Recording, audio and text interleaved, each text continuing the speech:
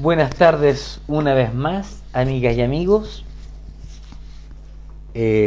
Para los que no me conocen, aprovecho de presentarme. Mi nombre es Josué Albert Ormazábal Morales, soy abogado eh, de familia y especializado en derechos humanos de la infancia.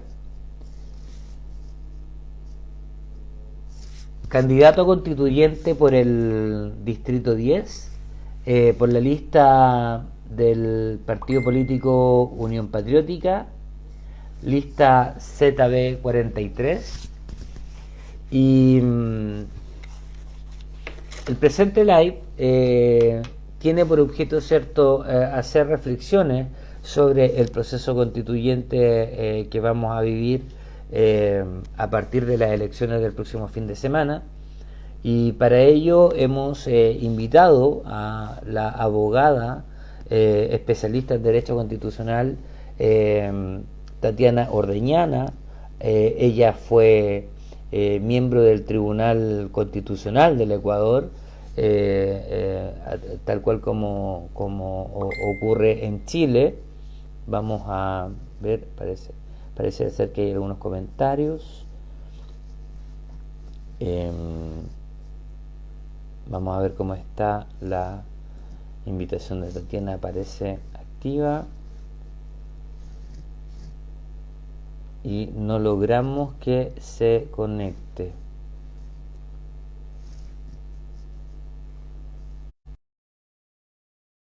Logramos que Tatiana ingrese. Bueno, es una verdadera lástima porque ella es una persona muy especial, por la trayectoria que tiene como abogada, cierto, constitucionalista.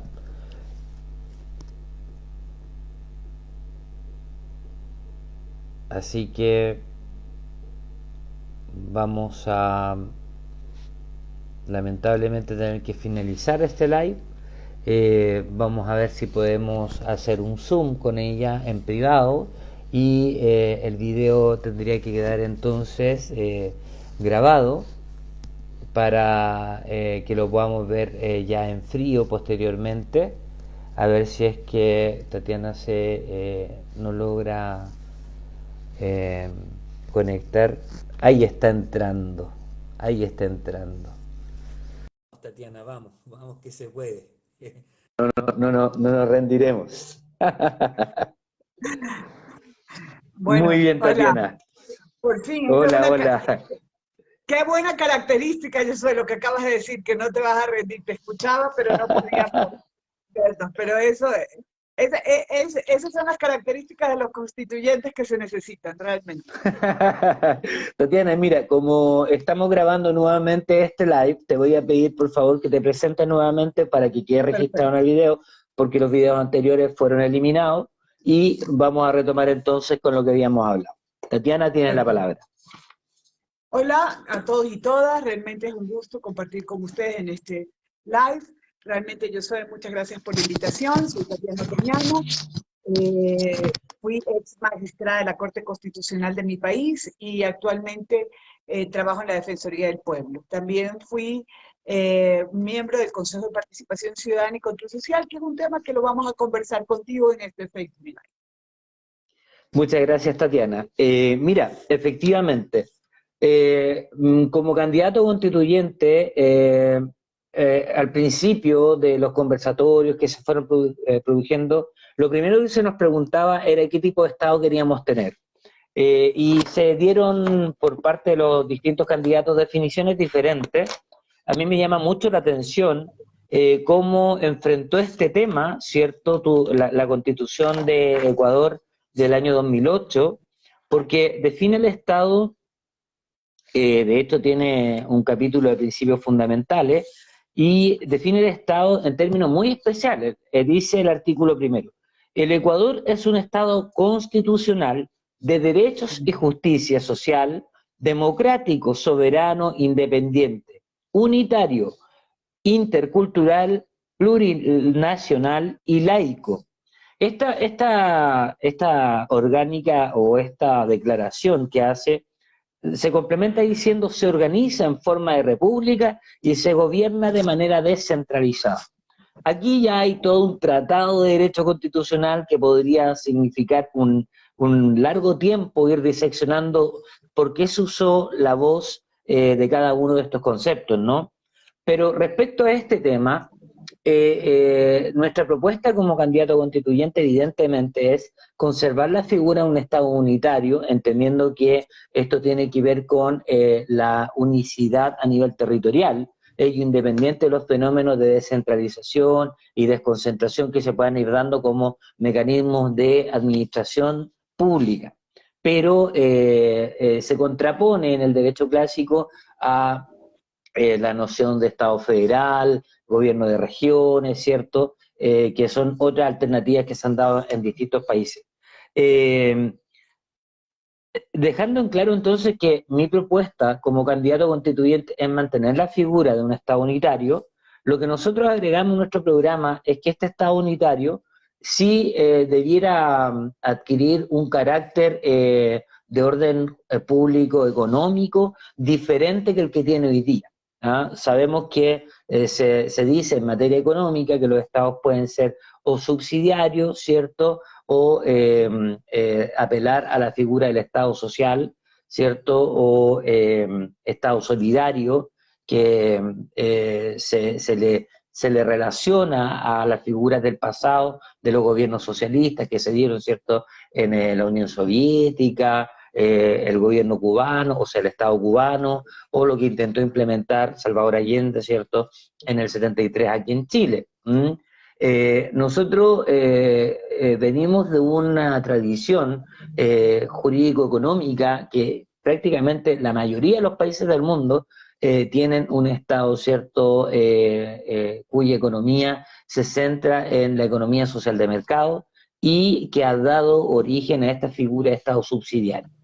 En esta Constitución pretendemos superar los defectos que tiene la figura de Estado subsidiario porque consideramos que hay materias que son irrestrictamente públicas que no pueden ser delegadas a la gestión particular. Y hay candidatos que están proponiendo volver a la figura del Estado de bienestar, ¿cierto?, el Estado solidario. Sin embargo, mi propuesta en lo personal va más por la línea de una figura que se relaciona directamente con lo que está ocurriendo en Alemania, que Alemania no se define ni como Estado subsidiario, ni como Estado de bienestar o Estado benefactor, ¿cierto? Sino que ellos tienen una fórmula que es la de metas solidarias. Y esas metas solidarias a mí me hacen mucho sentido. ¿Por qué razón? Porque en ciertas materias, como digo, hay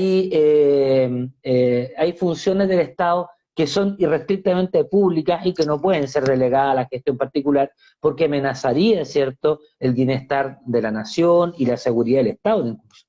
Desde esa perspectiva, quisiera que nos comentes tú cómo está funcionando actualmente Ecuador, qué es lo que dice la Constitución con respecto a la materia del orden público económico y qué ventajas le ves a la propuesta que asumió Ecuador en la Constitución respecto del perfil socioeconómico, o sea, el perfil económico que se dio como normativa para el orden público económico de dicho Estado.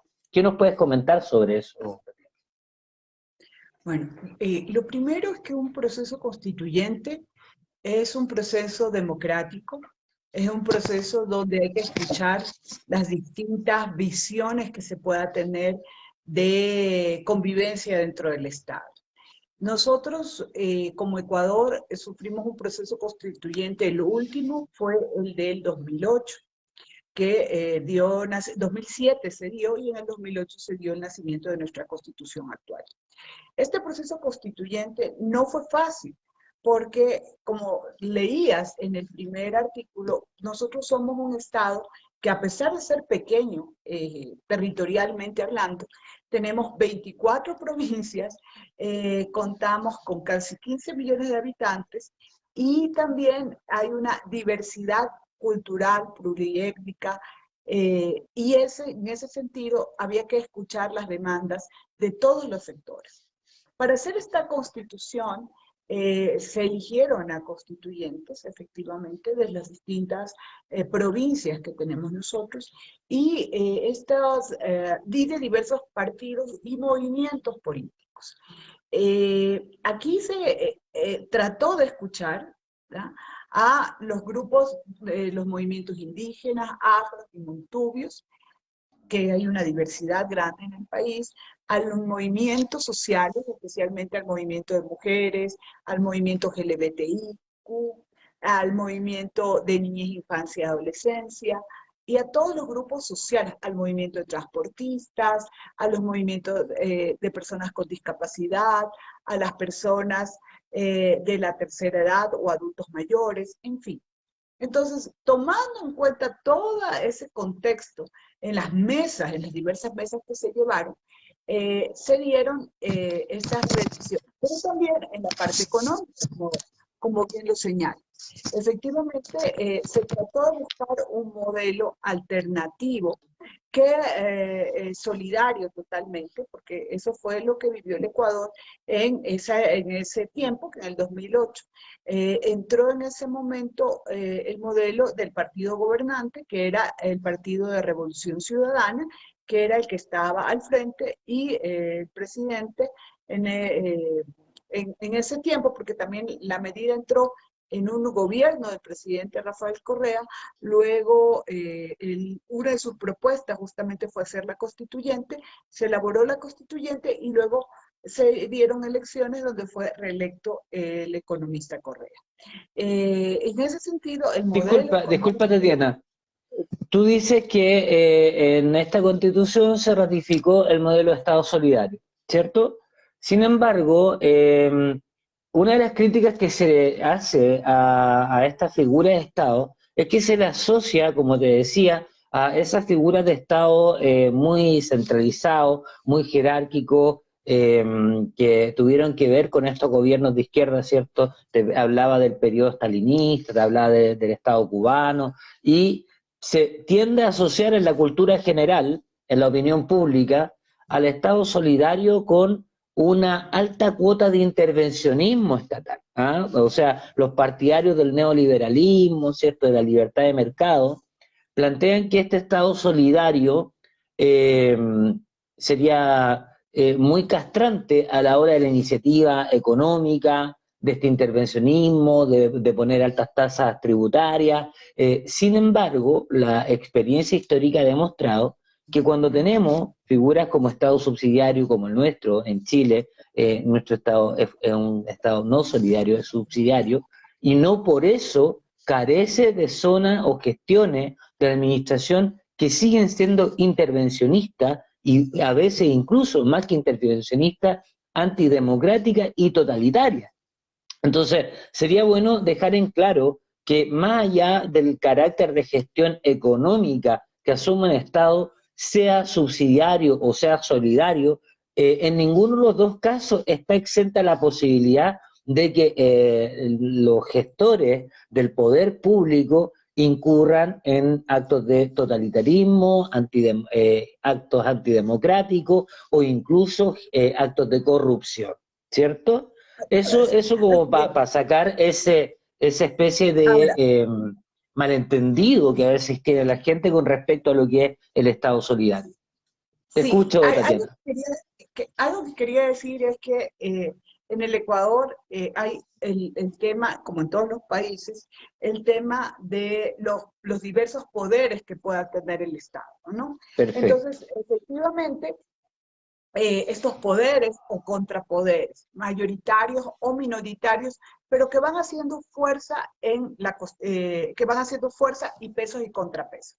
Por ejemplo, es verdad, el presidente tiene una figura muy fuerte y el presidencialismo fue lo que más tal vez se dio en la Constitución del 2008, teniendo en cuenta que el Poder Ejecutivo es el que da la línea tanto en las políticas de gobierno como en las políticas públicas, teniendo en cuenta que las políticas de gobierno son las políticas que va a dar el presidente durante su periodo y de acuerdo al plan de gestión que haya presentado, y las políticas públicas trascienden más allá del gobierno que puede estar en el poder.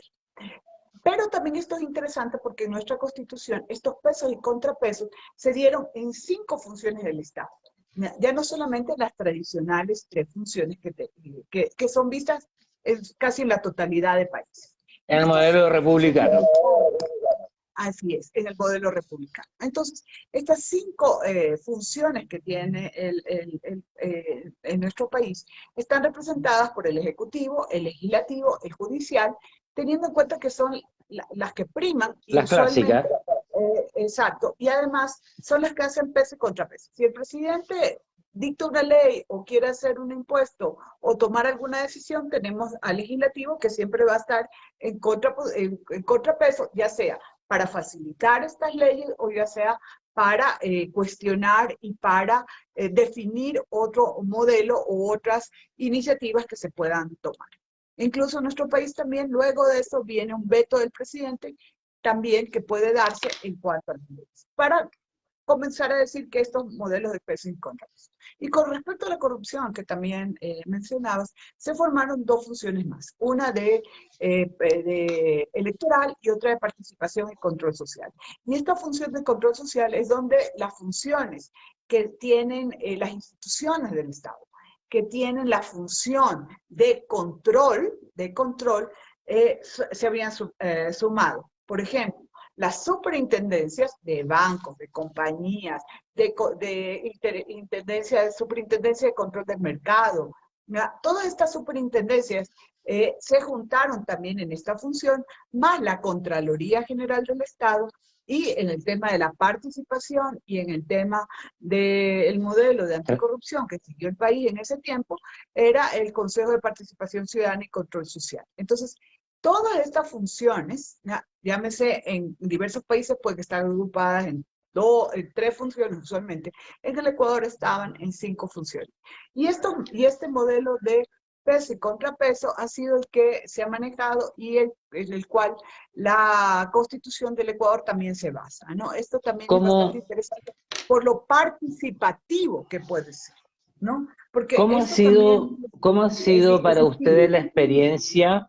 ¿Cómo ha sido para ustedes la experiencia de intentar luchar con este modelo que se dieron contra la corrupción estatal? Porque, como mencionábamos, nuestro país, la crisis por la que atraviesa y que estalla a partir de octubre, ¿cierto? Y provoca todo este estallido social, en gran medida está de alguna manera justificada por denuncias de autoritarismo por parte del Estado, malas prácticas en términos de no permitir la participación ciudadana, inexistencia prácticamente de mecanismos de control político porque pareciera haber una especie de desidia, negligencia de las autoridades que están constitucionalmente dotadas de facultades de control político contra los actos de corrupción y parecieran haber ido abandonando en el tiempo esa función fiscalizadora que debiera garantizar, ¿cierto?, el bienestar de la población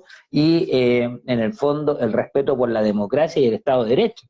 Entonces, todo eso ha llevado a Chile a atravesar una crisis muy profunda que provoca, ¿cierto?, el que hoy día tengamos que elegir a constituyentes para dar una nueva constitución. Ustedes ya lo hicieron y se dieron mecanismos que intentaron disuadir la práctica de corrupción dentro del ejercicio del poder público del Estado. ¿Cómo les ha ido con el diseño que se dieron al respecto? ¿Cuál ha sido la experiencia? ¿Se han elevado las garantías de transparencia? ¿Se respetan los derechos humanos? ¿Sigue habiendo un déficit? ¿Sigue habiendo este tráfico de influencia? ¿Cómo sienten ustedes los ecuatorianos que esta constitución resultó ser como un mecanismo de remedio para el fenómeno de la corrupción política?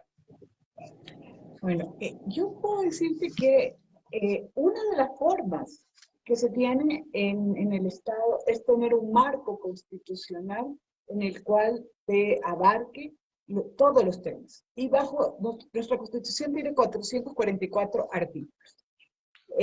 Muchísimos. Con eso no quiero decir que una Constitución, por más artículos que tenga o por más norma que haya, es completa. Lo que quiero decir es que hay un marco constitucional y sobre ese marco constitucional hay que trabajar. La Constitución pide, señala que también no solamente es el marco constitucional al interno, sino que es todos los instrumentos internacionales que nuestro país haya ratificado en ese sentido, que eso también ayuda bastante para el control de la lucha contra la corrupción, porque obviamente también hay convenciones internacionales y también hay acuerdos internacionales que son los que han ido y han permitido de alguna otra forma ir descubriendo ciertos temas, estas cooperaciones eficaces que también se han dado con otros países y que han ayudado de alguna otra forma a visualizar estos casos de corrupción existentes. Y puedo decir que se dan realmente en los países y que los ciudadanos ahí en cambio, y esa es una gran propuesta, porque si los ciudadanos nos adueñamos realmente de este control, de esta participación ciudadana, tenemos herramientas para poder controlar, para poder también fiscalizar. La fiscalización no solamente se llama, en el caso nuestro, en la Asamblea Nacional, no son solamente los asambleístas los que pueden sancionar. Sí, El Congreso chileno te está refiriendo tú. No, estoy refiriéndome justamente a lo ecuatoriano. En la asamblea, nosotros tenemos No, una me asamblea. refiero a que lo que ustedes llaman asamblea, nosotros lo llamamos Congreso, para que la gente que nos está escuchando. Claro. Perfecto, gracias, te agradezco. Entonces, efectivamente, ellos tienen la labor de fiscalización, pero también la tienen los ciudadanos. Por eso el Consejo de Participación Ciudadana habría muchas posibilidades de participación que tienen que ver con este ejercicio que puede hacer el ciudadano. Por ejemplo, tienes el tema de las veedurías ciudadanas. ¿Qué son las veedurías? Son espacios donde los ciudadanos pueden integrarse y pueden hacer esta vigilancia a los temas que ellos requieran. Luego, obviamente, tienen que pasar por un mínimo de una capacitación y de una aprobación para hacer su veeduría, pero es este espacio donde los ciudadanos pueden realmente decir y pueden hacer un seguimiento, esta vigilancia a algunas acciones, inclusive del propio Estado, ¿no? Tienes los observatorios ciudadanos, que también tienen una categoría y que se han ganado un espacio en decir qué pasa con la situación política, con la situación económica, con la situación de las mujeres. Tenemos observatorios en el campo de la dolarización, tenemos observatorios que tienen relación con los temas de las leyes, de cómo se producen, etc. Entonces tienen una variedad de observatorios que también están funcionando. El problema de esa orgánica, disculpa, es que en Chile también tenemos observatorios. De hecho está el Instituto Nacional de Derechos Humanos, que ya viene a ser una institución incluso con una naturaleza a lo mejor hasta más fuerte que un observatorio, remitiéndonos a la Convención, ¿cierto? O sea, a los principios de París, que hablan de los organismos, ¿cierto?, de derechos humanos que van a estar al interior de los estados. Pero el problema de estas instituciones, sobre todo lo que se refiere a las veedurías, ¿cierto?, a los observatorios, tiene que ver con que no tienen capacidad de voto vinculante respecto a la autoridad pública, Tatiana. Parece que tenemos nuevamente problemas con tu señal. Desde esa situación, vamos a ver cómo está tu señal, a ver si te puedo ayudar desde acá, porque se te congeló la imagen. ¿Me estás escuchando? Sí. Te volví a escuchar. Lo que te decía es que los observatorios no tienen facultad vinculante, no tienen facultad fiscalizadora de suyo propio. Entonces, ya estaríamos hablando de que aquí ya existe un organismo, a lo mejor la Constitución de ustedes creó una acción legal para poder exigir de parte de la autoridad el respeto de ciertos derechos. Pero eso nos lleva a otra pregunta, Tatiana. Si yo como Estado, yo como ciudadano, ya sea a título personal o en un observatorio, voy a acudir a la acción de los tribunales para que se fiscalice, denuncie y sancione, incluso con posibilidad de indemnización económica a una autoridad pública por violación de derechos de los ciudadanos. por perjudicarlos con actos de corrupción, ¿cierto? ¿Cómo evitamos que cuando llegue esa denuncia, esa demanda a tribunales, como forman parte del Estado, no se dé entre la autoridad y el tribunal una prevaricación, un tráfico de influencia que desestime la acción y que haga que esto pierda garantía efectiva de que estos derechos van a ser protegidos, reparados cuando son violados? ¿Cómo funciona en tu país eso para evitar de que el pacto de no agresión entre distintas autoridades que pudieran estar involucradas en actos de corrupción terminen perjudicando nuevamente los derechos de la ciudadanía? No. Bueno, te comentaba que estos observatorios, estas veedurías, etcétera, pasan por el Consejo de Participación Ciudadana. El Consejo tiene la obligación de revisar estos informes. Y si encuentra algún indicio de responsabilidad, la facultad que tienen ellos, la facultad que tiene el Consejo, es de justamente realizar la denuncia, ¿no?, de estas situaciones ante las autoridades. Entonces ya no es el ciudadano el que se enfrenta, y esto sí me parece un gran cambio, ya no es el ciudadano o el grupo ciudadano que hace esta veeduría, sino que ya es la institucionalidad como tal, que tiene la facultad de realizar la denuncia frente a la Fiscalía General del Estado, a la Contraloría o hacia el ente que... entonces, esto sí es bien interesante, en el sentido de que esa fórmula da para que funcione. Ahora, si es o no lo que se ha hecho, yo diría que en los temas de anticorrupción, en mi país ha pasado distintos modelos. Primero fue una comisión anticorrupción que era formada por personas notables del Estado, que ellos a su vez tenían este mandato de realizar la búsqueda y el seguimiento de los casos de anticorrupción. Funcionó. Luego vino una secretaría anticorrupción que era por parte también del Ejecutivo. Ahí había lo que acabas de decir. Hay a veces esta relación que hasta cierto punto, que sí se sigue, que no se sigue, porque obviamente pertenecía al Ejecutivo. Y hay este consejo que es independiente y que debería realizar estos temas, porque como te dije, las personas que llegan a este consejo han llegado por distintos lados. Una por sus méritos, ahora por el voto popular. Entonces, también el Consejo ha seguido diversas fases y hemos tenido diversas modificaciones. Ahora, Tatiana, ¿qué es lo mejor? Ha habido también momentos muy críticos en el Estado, porque el Consejo tal vez no ha hecho, los distintos consejos tal vez no han abordado esta situación, o en determinados momentos sí han habido situaciones complejas en las cuales no se han seguido estos hechos. Yo siempre digo disculpa que te interrumpa, Tatiana. Mira, en mi propuesta constituyente, efectivamente tomando la idea, ¿cierto?, de este Consejo de Control Político que ustedes se dieron, lo que nosotros proponemos es ir instalando figuras de consejo como no solo a nivel de el estatus del legislativo, o sea, del ejecutivo, sino que a lo largo de toda la administración pública se genere un espacio de control político integrado por ciudadanos respecto, ponte tú, de los jefes de servicio, de los alcaldes, básicamente a toda la administración, ponerle al lado, ¿cierto?, un consejo como lo están haciendo hoy día algunos servicios en Chile, pero con capacidad de vinculación. Y si esa vinculación, o sea, esa opinión vinculante del consejo no es acatada, tenida en cuenta, no es satisfecha por esta autoridad pública, ya sea jefe de servicio, alcalde o el propio ejecutivo o los ministros, se permita llevar esto a una acción pública ante tribunales. Pero desde esa perspectiva, nosotros consideramos que ese tipo de materia debe tener un procedimiento especial contemplado en la Constitución y un tipo de tribunal especial para conocer ese tipo de acción.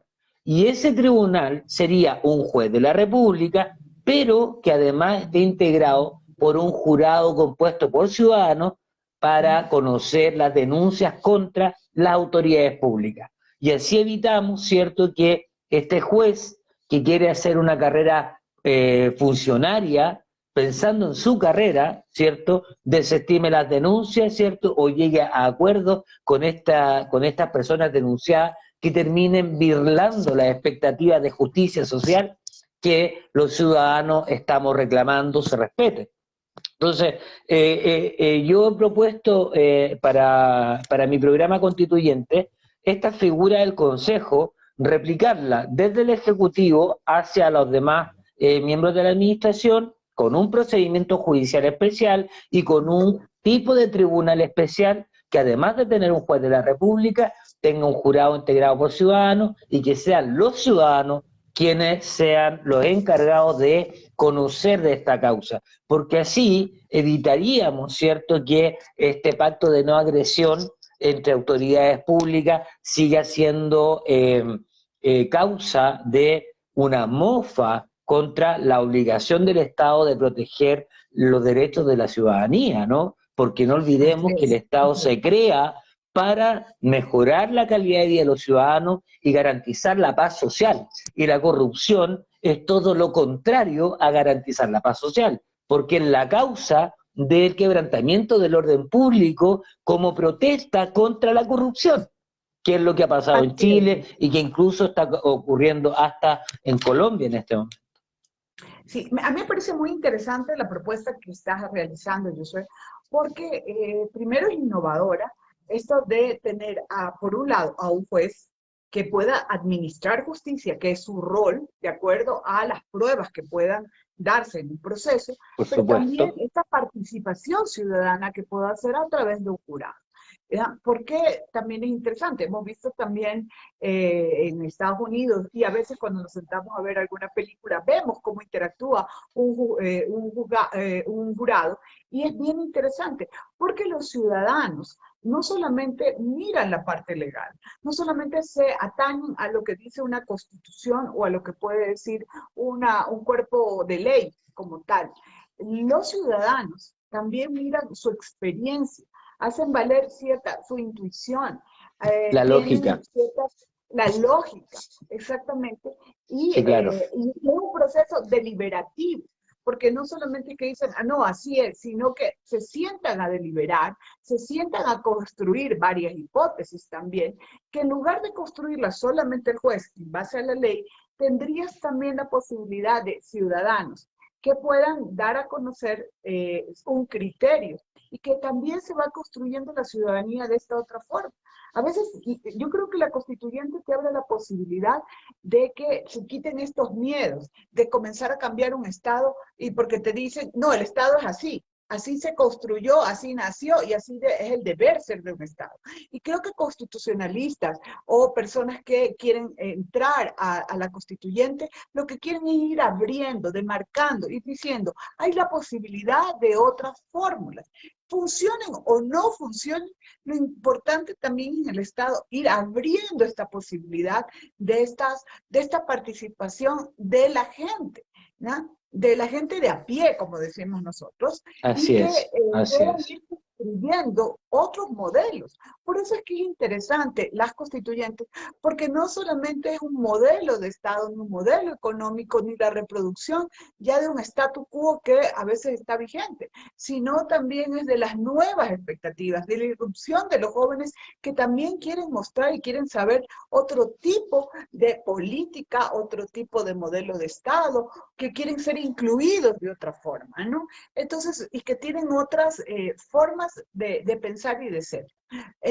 También diría que tu propuesta me parece muy interesante, innovadora, porque estás volcando a la ciudadanía, a las personas, al ciudadano, a intervenir en los estamentos del Estado, a que no solamente se los llame cada cierto tiempo para que vayan a votar por un presidente o vayan a votar por los miembros del Congreso o vayan a votar por los miembros de sus comunas, sino que se introduzcan, sino que digan, aquí estoy y puedo participar. Eso tiene sus pros y también tiene sus contras. Los pros claro. Es que la ciudadanía tiene que despertar, porque si no se dueña del país, va a seguir teniendo el tema. Son otros los que deciden por mí. Y esto es importante, por eso es que la tecnología nos está acompañando, los webinars nos están acompañando, el hecho de que personas como tú se lancen y que digan que efectivamente quieren abrir espacios de participación ciudadana me parece maravilloso, pero también tiene sus contras porque la ciudadanía tampoco ha tenido procesos de participación. Usualmente, desde niños no nos han enseñado a participar. Exacto. Decíamos nosotros en el colegio, el profesor era el que tenía la voz de mando y que por lo tanto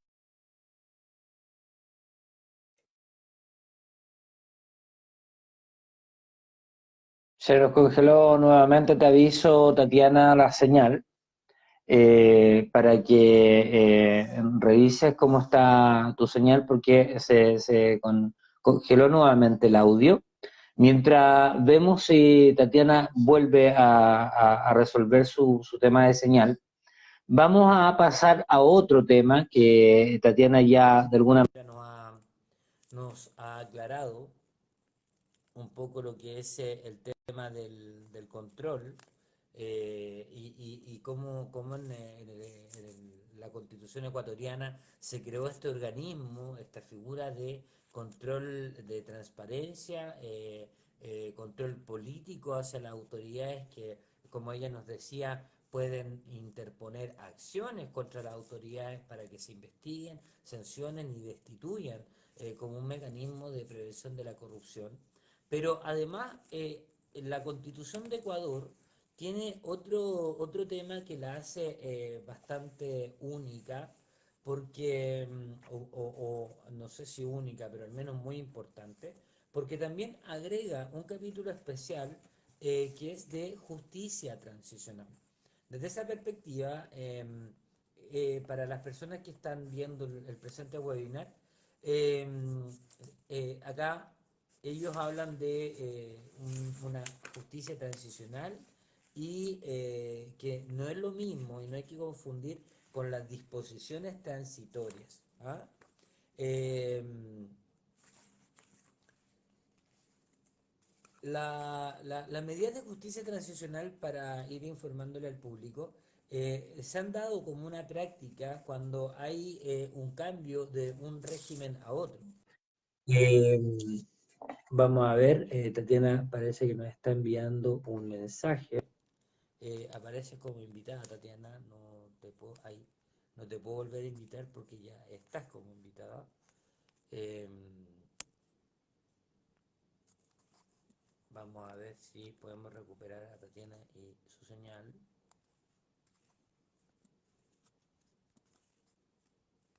No, no está dando la opción.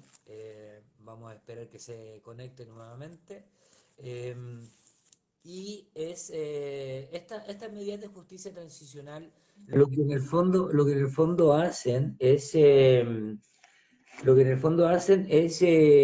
hacerse cargo de temas que se consideran de carácter urgente, normalmente violaciones de derechos humanos, y en nuestro país tenemos la experiencia, por ejemplo, de que una vez que salimos de la dictadura y pasamos a la democracia, se creó la comisión del informe RETIC, que ustedes saben bien, tuvo por misión investigar las miles de denuncias de violación de derechos humanos que se hizo contra el régimen anterior dictatorial de el general Pinochet, y se crea este informe RETIC donde se testimonia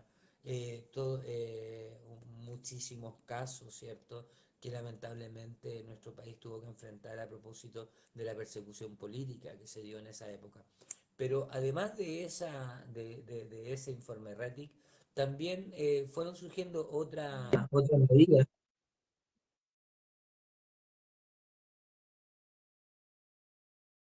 De señal,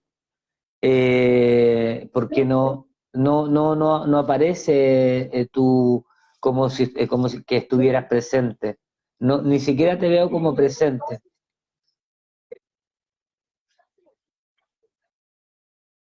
Debe, debe ser la capacidad de la señal, como estamos hablando ya a nivel satelital prácticamente, de un país a otro, puede ser ese problema. Pero no te preocupes, yo voy a ir cerrando ya con el último tema. Si es que logra volver a conectarte, te conectas y si no, bueno, lo dejamos hasta acá y dejamos los temas pendientes para otra oportunidad. ¿Te parece, Tatiana?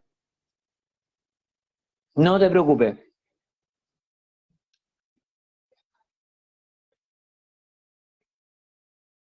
Perfecto, perfecto. Gracias, Tatiana.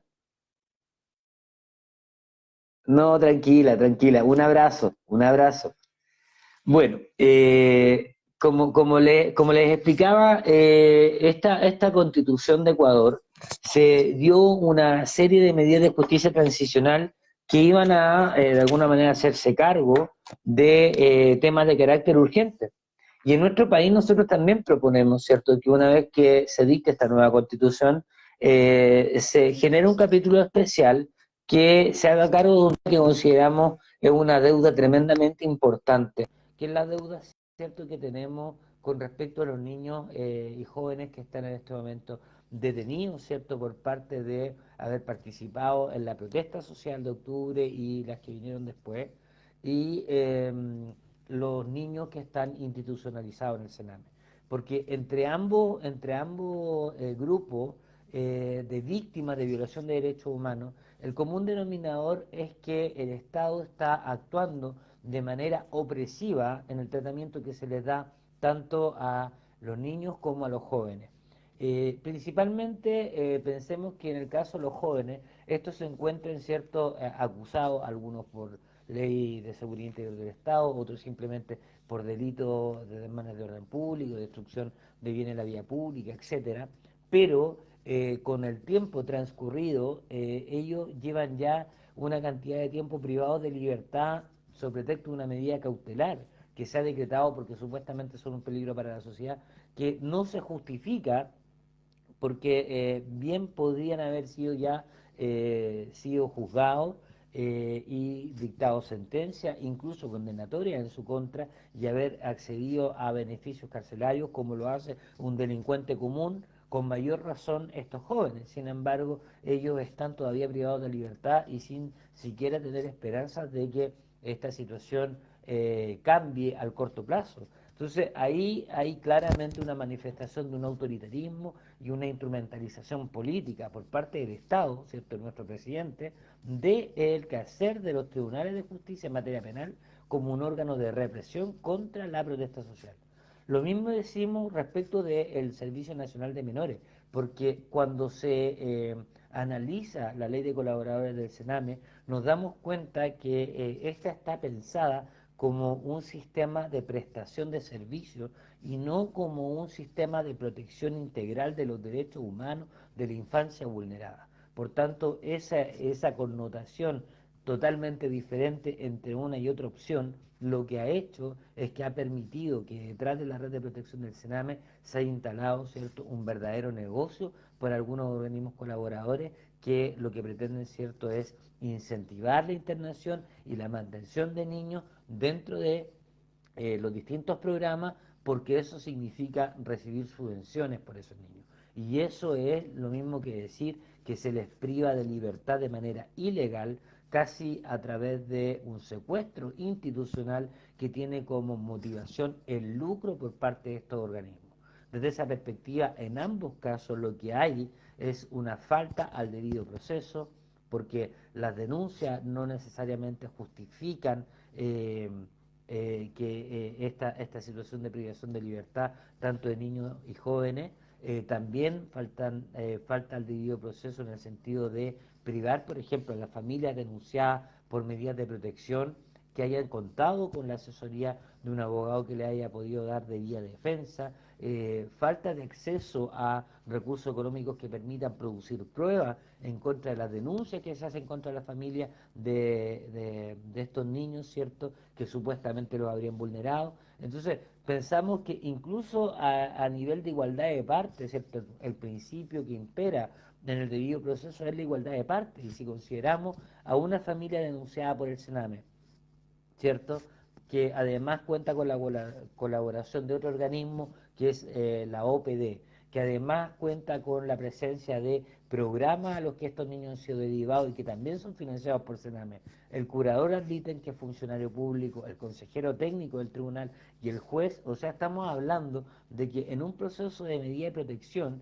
¿cierto?, en contra de una familia supuestamente vulneradora, pueden haber 5, 6, 10 funcionarios públicos o públicos y privados, pero financiados con recursos públicos, que están actuando contra una familia que puede estar representada por un solo integrante, el papá o la mamá, y que ni siquiera cuentan con un abogado especialista en el tema para darle una debida defensa. Entonces, en todo eso se manifiesta una violación al debido proceso y consideramos que hay ilicitud, ¿cierto?, en algunos casos en mantener a los niños dentro de este sistema proteccional.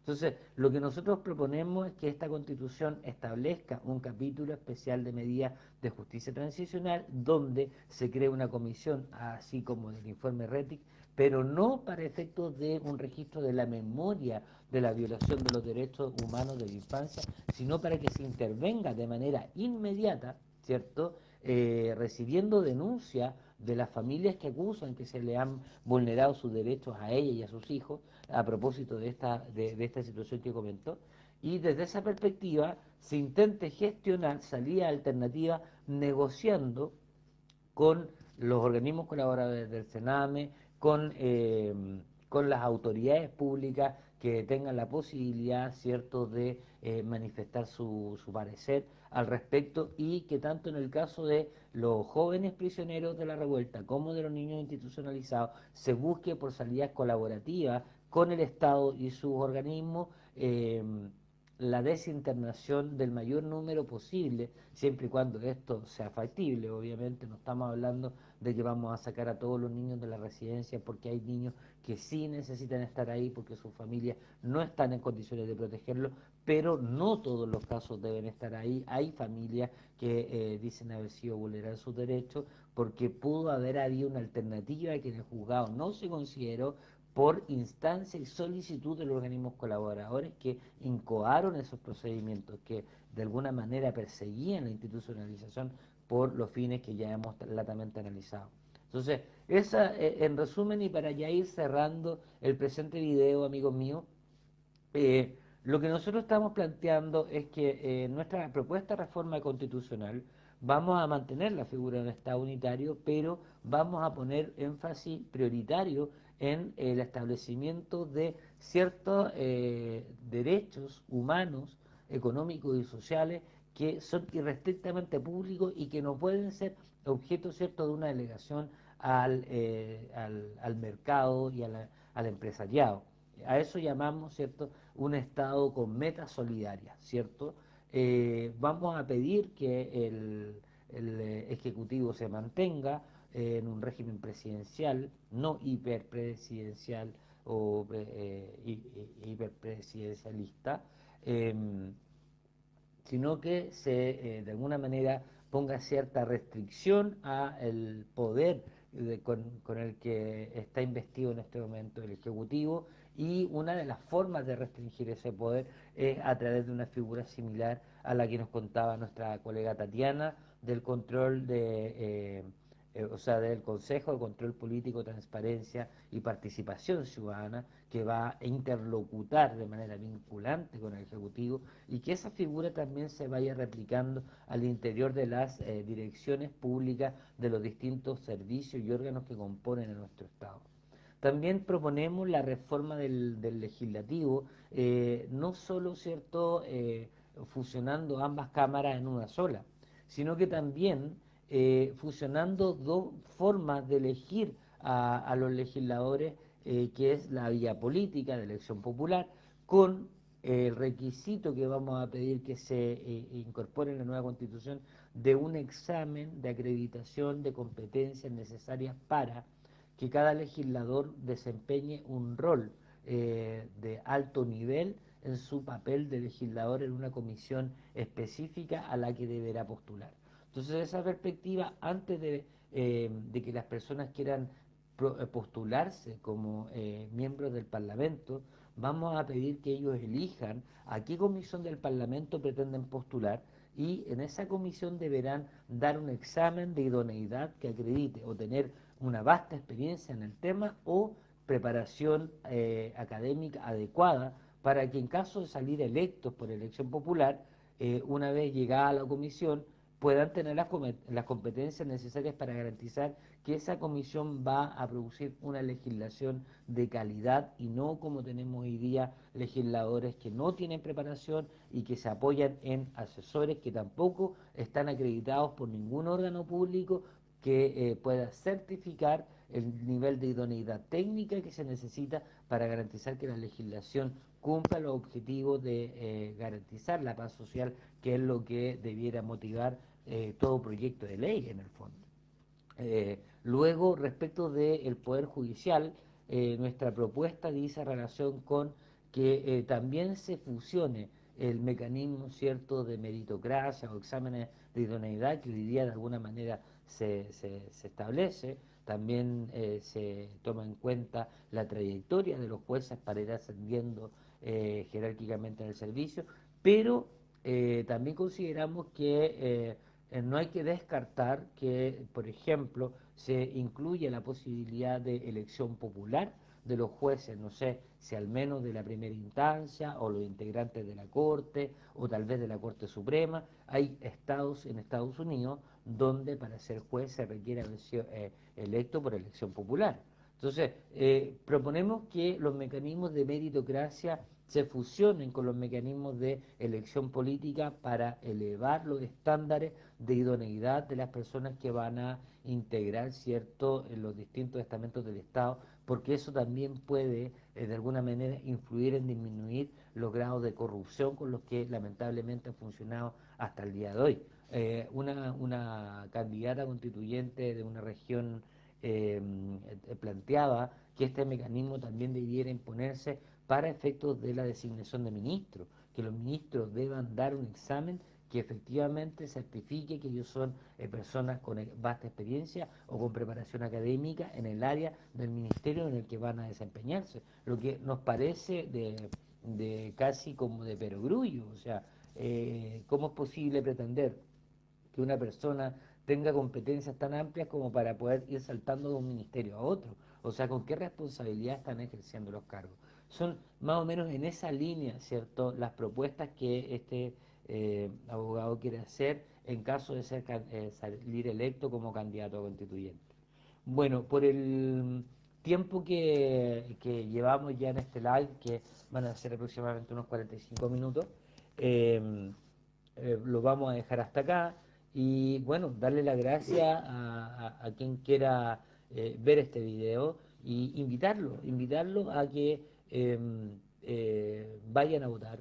Lo más importante es que este próximo fin de semana la población chilena participe, ojalá el domingo principalmente, para mayor seguridad, ¿cierto?, de evitar alguna manipulación de los votos.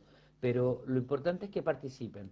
Consideren que las personas que tienen derecho a voto en Chile son más de 14 millones aproximadamente, y las personas que participan de los partidos políticos tradicionales, ¿cierto?, no son ni siquiera 1 millón de personas. Entonces, estamos pensando de que si la población con derecho a voto va a votar este fin de semana, puede elegir para la convención constituyente a personas que no tengan por qué pertenecer ni a los partidos políticos tradicionales de derecha ni de izquierda, ¿cierto? O sea, podríamos elegir perfectamente a todos los independientes de los partidos o como en mi caso, de los partidos políticos que no están vinculados, ¿cierto?, al Parlamento, que no tienen representación parlamentaria y que por ende eso demuestra que tampoco han estado participando de ningún tipo de cocina política que haya perjudicado los derechos del pueblo. Entonces, en este momento, si la población participa, estos candidatos, esta gente joven que no tiene trayectoria política y que algunos de ellos tienen una larga trayectoria acreditable de trabajo en los barrios como activistas de derechos humanos, líderes de juntas de vecinos, líderes de sindicatos, trayectoria en el ámbito de la cultura, esas personas pueden perfectamente ser 100% integrantes de la Constitución y no tener a ninguno de los antiguos tradicionales políticos que hemos visto en el Parlamento y que son los que se han opuesto a toda esta reforma social que la ciudadanía tanto demanda, necesita y merece. Por eso los invito a participar, elijan a conciencia, investiguen a sus candidatos. En mi caso en particular, soy abogado de derechos humanos, fui candidato al defensor de la infancia, llevo más de 10 años como activista en materia de infancia, soy bachiller en ciencias sociales, soy abogado, soy candidato a magíster en intervención familiar sociojurídica y fui abogado jefe en una fundación de protección de la infancia y he llevado casos de connotación nacional contra Sename, como las familias guardadoras perseguidas por parte del Sename para quitarle a su hijo cuando estos ya, o sea, los niños que están a su cargo, cuando estos ya estaban vinculados emocionalmente con esas familias. Por tanto, retirarlos de ahí era manifiestamente violar los derechos de la infancia chilena. Y bueno, esto me recuerda que una de las propuestas más importantes también, aparte de todo lo que ya les he mencionado, es que voy a proponer que se regulen capítulos especiales de derechos, ¿cierto?, humanos en la Constitución, atendiendo a los distintos tipos de sujetos que tenemos en nuestro país. Proponer un capítulo especial de derechos para la infancia, un capítulo especial de derechos para la tercera edad, para los pueblos originarios, para los migrantes, ¿cierto?, para los trabajadores, para la mujer, para los niños, todos tratados como lo ha hecho la Constitución ecuatoriana, atendiendo a proteger las necesidades especiales que tiene que cada grupo integrante de la población de dicho Estado.